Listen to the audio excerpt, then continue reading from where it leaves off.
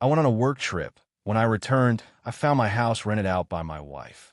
I never thought a simple work trip could turn my life upside down. I was just a guy trying to climb the ladder at a mid-sized tech company, always putting in overtime, missing family dinners, and sacrificing weekends. My life was about the grind, coffee, code, and meetings. But that one trip, just a week away, became the pivot point for a nightmare I couldn't have imagined. I've been working on a project that could boost my career, so when the company asked me to go to Chicago for an important client presentation, I said yes without hesitation.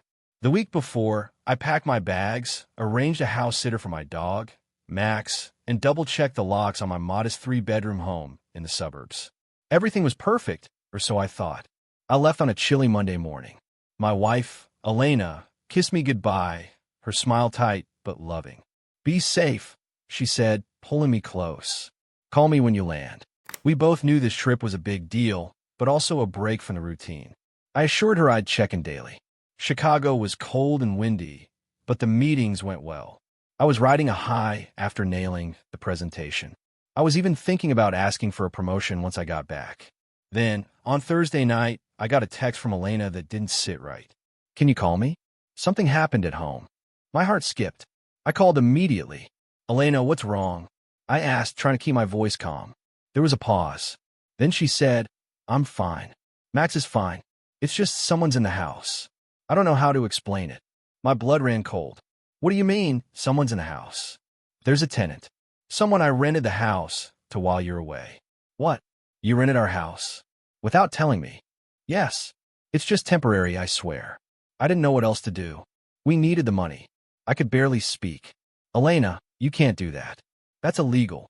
And you didn't tell me?" Her voice cracked. "I'm sorry. I was desperate." Desperate.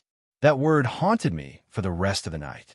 The next morning, after a restless night, I decided to come home immediately. I booked the earliest flight and took a cab from the airport straight to my front door. When I arrived, the house looked exactly the same from the outside. But as I stepped inside, I heard voices, laughter, the sound of a TV, someone moving furniture. I pushed the door open and saw a man sitting on my couch, grinning like he owned the place. "Hey man, you must be the owner, right? Elena said you were coming back soon," he said, standing up with a confident smirk. I was frozen. "Who the hell are you? And why are you here?" "My name's Marcus. Elena rented the place to me for the month. Said she needed the money for bills and stuff." I stared at him. "Did she tell you I was gone? That this was my house?"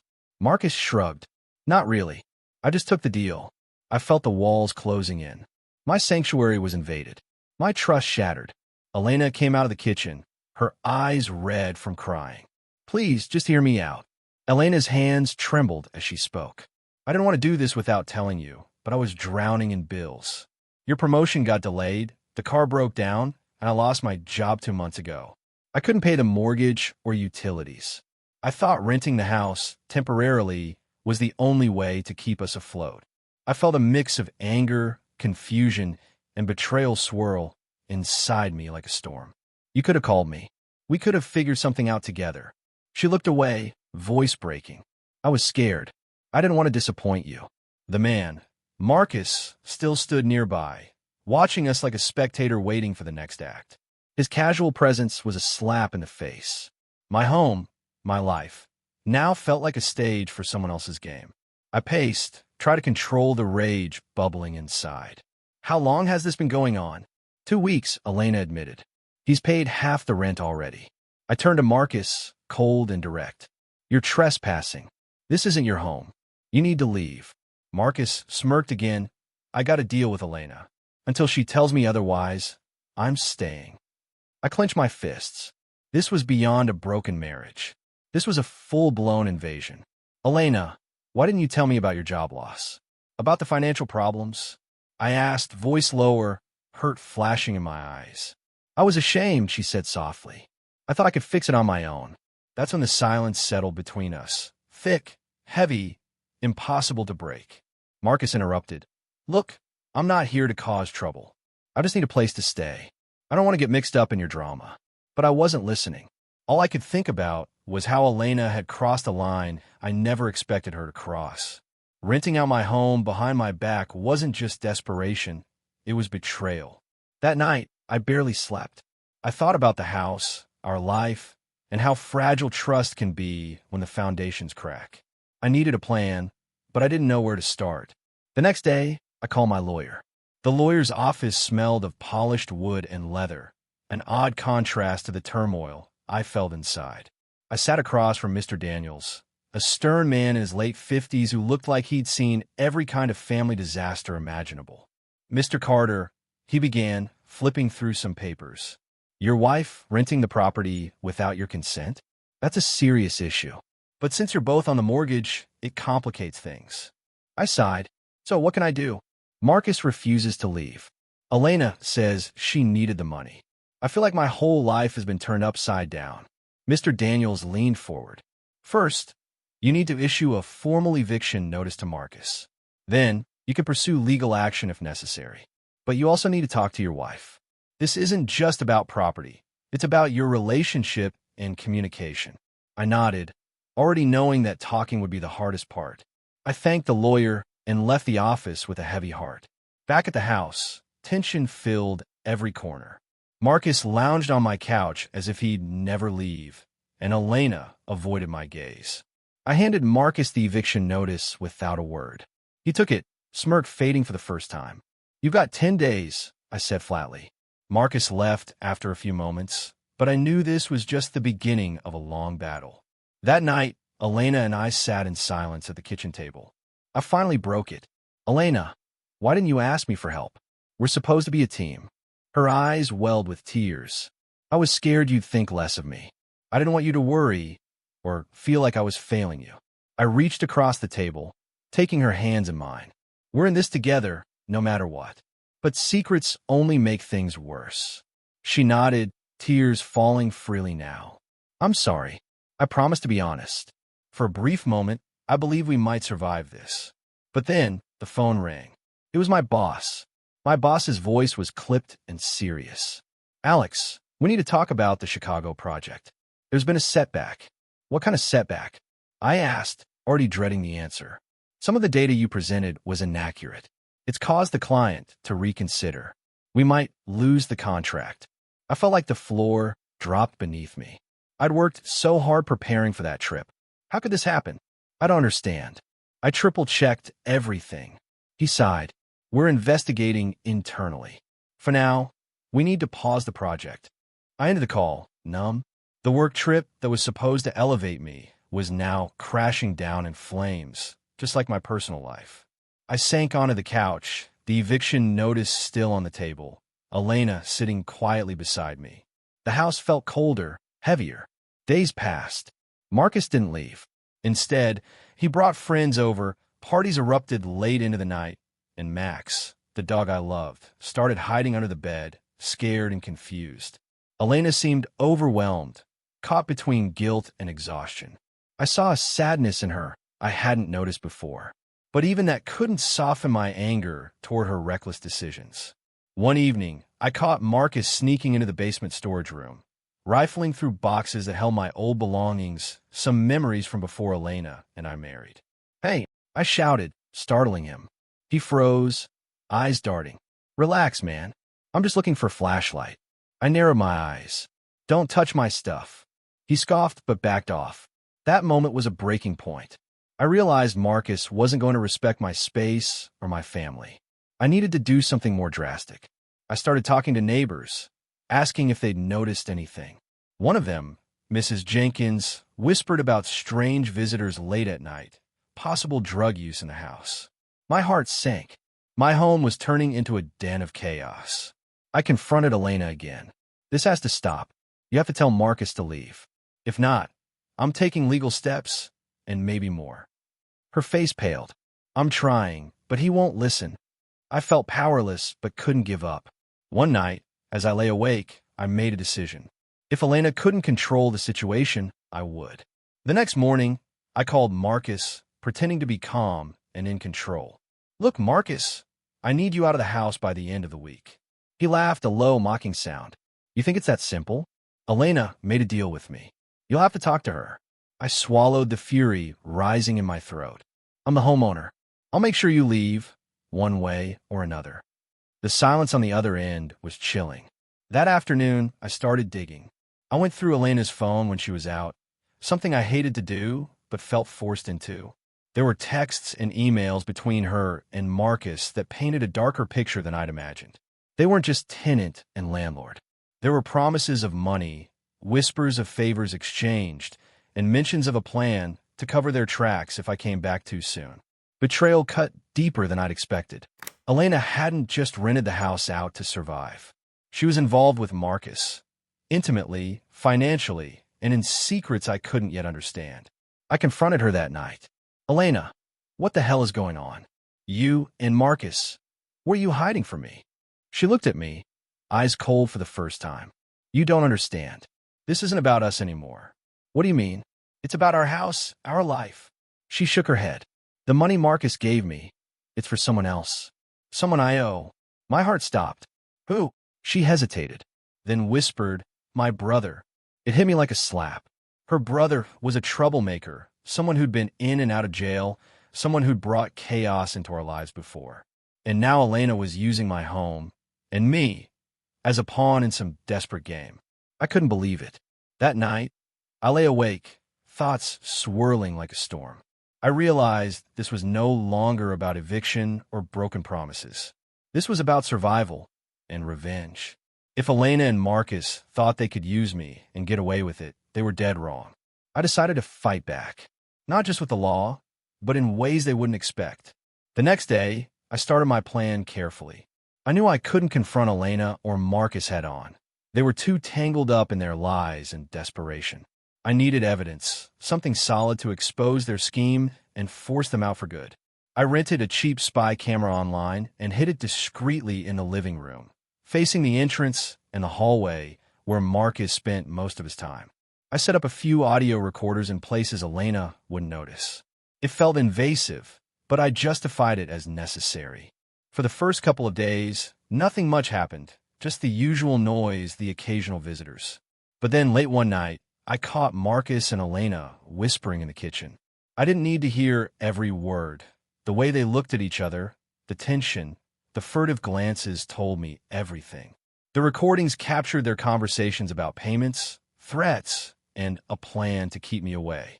Marcus was growing bold, even hinting at blackmailing me if I interfered. That was when I decided to turn the tables. I took the footage and sent anonymous tips to the local housing authority and to the company managing mortgage payments. I contacted a private investigator to dig into Elena's brother's background and connections. At the same time, I started strengthening my own support network.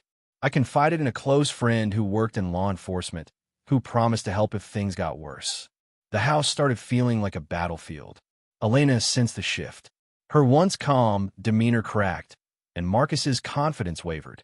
One evening, Elena confronted me in the kitchen, eyes blazing with desperation. Stop this. You're ruining everything. No, you're the one who ruined us, I said, voice cold. You don't understand. If we don't get that money, my brother will come here. He's dangerous. I saw the fear behind her anger. That was the moment I realized this went deeper than I imagined. It wasn't just betrayal or greed. It was fear, survival, and a family trapped in a spiral of destruction. I made a choice. I wouldn't just fight for my home. I would protect Elena from the darkness she couldn't escape, even if it meant risking everything. That night, I stayed awake, weighing my next moves. Elena's brother was a shadow over everything, a looming threat I hadn't anticipated. But if I wanted to save my home, and maybe even her, I had to face him. I contacted my friend in law enforcement, Detective Ramirez. When I explained the situation, he didn't sugarcoat it. Your brother-in-law has a record for assault and drug trafficking. If he shows up, things could get violent. We'll keep an eye on him, but you need to be careful. Ramirez offered extra patrols near my house and advised me to install security cameras outside. I felt the walls closing in again, but I wasn't backing down. The next few days were tense. Elena oscillated between pleading for forgiveness and avoiding me altogether. Marcus grew more nervous, and the house felt like a ticking time bomb. Then, one evening, as I returned from work, I found a threatening note slipped under the door. Back off, or you'll regret it. My blood ran cold. I called Ramirez immediately, who arrived within minutes. He inspected the note and told me they'd step up patrols. But deep inside, I knew this was just the beginning. Determined not to be intimidated, I organized a meeting with Elena. We sat in the living room, the air thick with unsaid words. Elena, I started, I want to help you. But you have to tell me everything. The truth about your brother, Marcus, and what they expect from us. She hesitated, then confessed in a trembling voice. My brother owes money to some dangerous people. Marcus is supposed to collect from him. I thought if I gave Marcus the house rent, it would buy us time. But now it's out of control. Tears streamed down her face. I'm so sorry. I felt a flicker of sympathy, but also anger. Why didn't you come to me? She looked away, ashamed. I was scared. I thought I could fix it alone. That night, I promised myself I would fix it, one way or another. With Elena's confession, everything crystallized. The house, the eviction, the threats. It wasn't just about money anymore. It was about survival, about escaping a dark past that had clawed its way into our lives. I decided it was time to face Marcus directly. I called him, my voice steady but firm. Marcus, this has gone too far. I want you out by tomorrow morning. No exceptions. He laughed, a cold sound that sent chills down my spine. Or what? Or I'll expose everything. The illegal renting, the threats, the whole mess. Your deal with Elena, your plans. The authorities are watching now. There was silence. Then Marcus said, You're playing a dangerous game, Alex. I didn't back down. Maybe, but it's one I'm willing to win. The next day, Marcus packed up in a hurry, glancing nervously over his shoulder. He left without a word, and for the first time in weeks, the house felt quiet again. But peace was fragile. 2 days later, Elena received a call. It was her brother, panicked and desperate. The dangerous people he owed were closing in, and he needed a place to hide. Elena broke down, begging me to help. I saw the fear in her eyes, the same fear I'd seen before, now deeper. I was torn. Part of me wanted to shut the door and walk away. But another part, the part that loved her, wanted to protect her at all costs. We agreed to hide him temporarily, but only with strict rules. The days were tense. Every knock at the door made my heart race. Every stranger in the neighborhood felt like a threat. But somehow, in the midst of chaos, Elena and I began to rebuild. We talked honestly, shared our fears, and slowly found a fragile trust. It wasn't perfect, but it was something. Then one night, the unthinkable happened. That night, I was jolted awake by the sound of shattering glass downstairs. Heart pounding, I grabbed my phone and crept toward the living room. Outside the window, I saw shadowy figures moving fast, carrying bags and breaking into the house next door. But then my eyes caught a darker movement, someone sneaking around my back porch. I called Elena quietly. Stay upstairs. Lock the doors. I slipped out the back door, trying to stay silent, but my nerves were on fire. As I rounded the corner, I saw 2 men forcing open the basement door. They were rough, dangerous looking. One of them wore a tattoo I'd seen before, the mark of a local gang. My mind raced. Was this her brother's debtors coming to collect? Had Marcus tipped them off? I shouted, Hey, what the hell are you doing? They spun around, startled. One pulled a knife, glinting in the moonlight. I knew I couldn't fight them both. So I did the only thing I could. I backed away slowly, then ran to the neighbor's house to call the police. Minutes later, sirens blared and flashing lights flooded the street. The men scattered into the night, but one was caught in the police's trap. I went back inside, shaken but relieved. Elena hugged me tight, sobbing. I'm so sorry. This is all my fault. I held her, feeling the weight of everything crushing down. Our home, our safety, our future, everything was on the line. The next day, the police told us the man caught was connected to several violent crimes. They promised to increase patrols and help protect us. But the threat lingered. That's when I realized revenge wasn't enough. I needed to protect my family and take control before everything I loved was destroyed. In the weeks that followed, I took drastic steps. I installed security cameras all around the property, reinforced locks, and even hired a private security guard for nighttime patrols. I cut off all contact with Marcus and pushed Elena to seek help for her brother, urging her to get him into a rehab program or to cooperate with authorities. Slowly, the darkness began to lift. Elena started attending counseling and opened up about her fears and mistakes. I could see the woman I married, the woman I wanted to believe in again, struggling to break free from the shadows of her past. But the hardest part was forgiving. Forgiving Elena for the secrets, the lies, the reckless gamble with our home. And forgiving myself for letting it come to this. One rainy evening, we sat together on the porch, Max curled at our feet. The house was quiet, safe for the first time in months. Elena took my hand. "Thank you for not giving up on me." I squeezed her fingers. "We're not out of this yet, but we're fighting together now." As the rain fell softly, I realized that the greatest battle wasn't against Marcus or the threats or even the debts. It was the fight to rebuild trust, to protect what mattered most, and to find hope amid the ruins. My house had been rented out behind my back, money funneled to dangerous people, and my life nearly shattered. But in the wreckage, I found something stronger: resilience, love, and the will to keep fighting. The story doesn't end with a perfect happily ever after. Life rarely does, but it ends with a promise. No matter how deep the betrayal, no matter how dark the storm, you can rise. You can reclaim your home, your heart, and your future. And that's exactly what I intend to do.